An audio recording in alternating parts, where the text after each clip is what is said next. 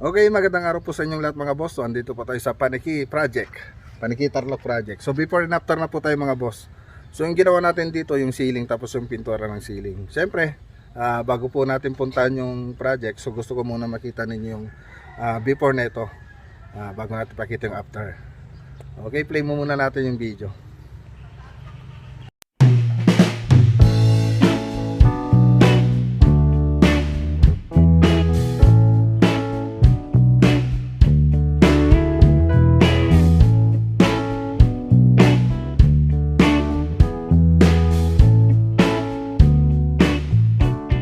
Okay, so yan po mga boss.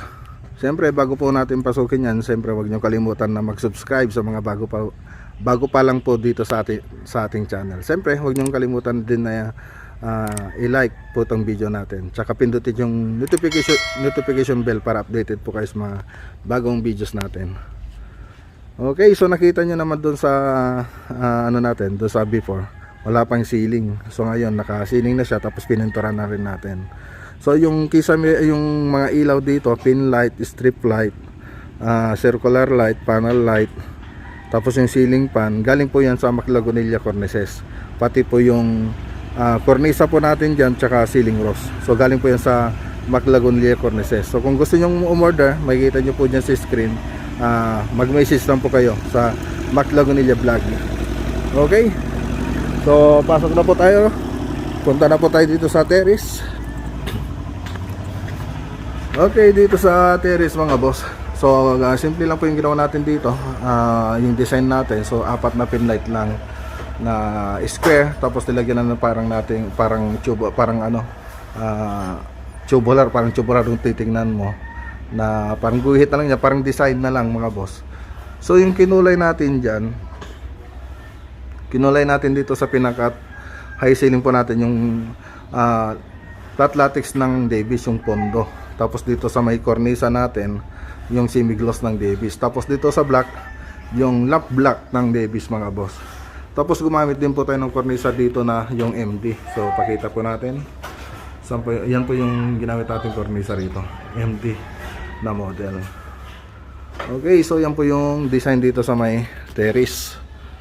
So tapos naglagay po tayo ng circular light, tapos apat na pin light. So dito naman sa garahe, so ayan makikita nyo, nagre-retouch sila. So pinaretouch ko kasi yung mga ano, kasi nung umuwi sila, hindi nila napansin ngayon, nagre-retouch pa po sila ng mga pintura. So sabi ko, tignan nyo lahat bago ko umuwi.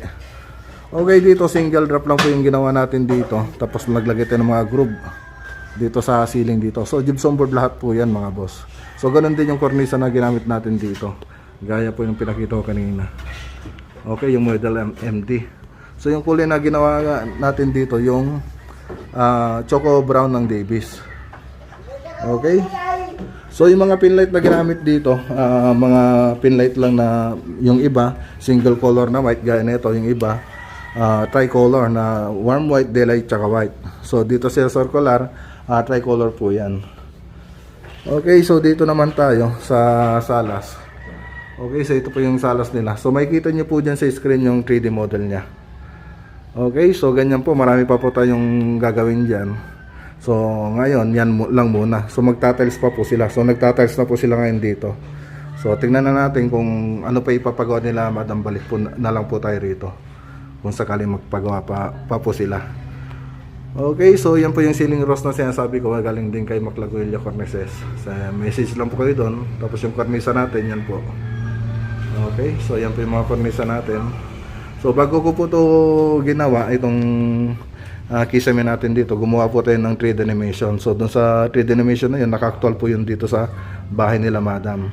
Para pag hindi pa tayo nag-umpisa, makikita na po nila yung kabuuan ng design ng bahay nila bago natin umpisahan. Para magkaroon po sila ng idea.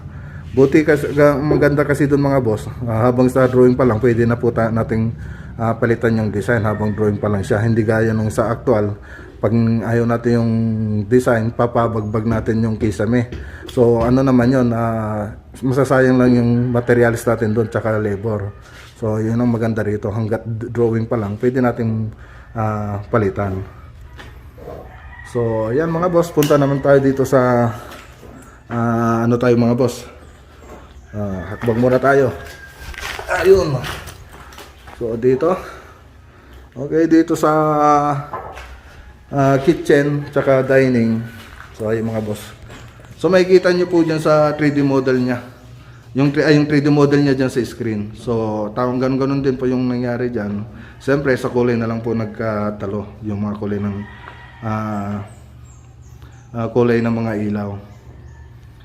Tapos yan po mga boss. May tatlong drop na po rito na ilaw. So sila na po yung bumili niyan. Okay, so dyan sa 3D model na nakita nyo, ganun pa rin yung itsura niya. So yung ginawa natin dito, cove design, tapos naglagay tayo ng kanal dito. So ganun pa rin yung pintura na ginamit natin dito. Yung pondo na flat latex, tapos semi-gloss, tapos yung ano na to, yung black. Okay, so yung bar counter na lang kulang dito. Siyempre yung tiles, tapos yung cabinet, yun na lang mga kulang po dyan mga boss. Ayos. Ayun o, may ano na rin, may ceiling rose na rin po tayong nilagay dyan. So ito rin yung isa na kinuha sa atin, yung ilaw na yan mga boss. Okay, dun sa mga kwarto na ito, simple lang naman yung ginawa natin, yung cove design na karina yung ginagawa natin sa mga kwarto. So yan po. Okay. So ipapakita ko rin po yung mga picture na ito pagkatapos natin na i-vlog. So last part of video na lang mga boss. Tapos dito sa hallway, flat na lang po. Okay, ayan po. Tapos dito sa room 2. So ganun din mga boss. Cove design din yung ginawa natin dito. Ayos. Sa master bedroom, so ganun din, cove design din yung ginawa natin dito. Tapos dito sa CR, simple flat na lang. Tapos naglagay po tayo ng manhole. So yan po yung manhole. Okay. Okay, so yan lang muna yung project, yung may papakita natin sa vlog po natin sa before and after. Siyempre babalik pa po tayo rito sa kung may papagawa pa po sila Ma'am Joanna Guillermo Sabala. So yan, maraming salamat po sa kanila at kami po yung napili nilang gumawa dito sa bahay nila. Siyempre kung walang magpapagawa ng ganitong bahay, siyempre wala tayong may papakita na maganda.